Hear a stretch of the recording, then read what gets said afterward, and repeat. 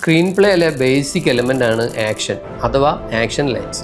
ഒരു സീനിൻ്റെ ആംബിയൻസും സെറ്റിങ്ങും കഥാപാത്രത്തിൻ്റെ മാനറിസവും മെൻ്റൽ സ്റ്റേറ്റും എല്ലാം സാധ്യമായ രീതിയിൽ തിരക്കഥയിൽ പറഞ്ഞിരിക്കും. നേരു മൂവി കേസ് ഏറ്റെടുക്കുന്ന പബ്ലിക് പ്രോസിക്യൂട്ടർ നായകന് സ്റ്റാർട്ടിങ്ങിലെ അതിൽ ഇൻട്രസ്റ്റ് ഇല്ലെന്ന് അയാളുടെ സംസാരം, ബോഡി ലാംഗ്വേജിൽ നിന്നൊക്കെ നമുക്ക് പിടികിട്ടും. അതിൻ്റെ സൂചന തിരക്കഥയിൽ ഉണ്ടായിരിക്കണം. തമിഴ് മൂവി വിക്രത്തിൽ സീക്രട്ട് ഏജന്റ് നായകൻ തലതിരിഞ്ഞ ആളാന്ന് തോന്നിപ്പിക്കാൻ കോൺട്രഡിക്ടറി ആയ അയാളുടെ പ്രവൃത്തി കാണിച്ച് ഓഡിയൻസിനെ മിസ്ഗൈഡ് ചെയ്യുന്നു.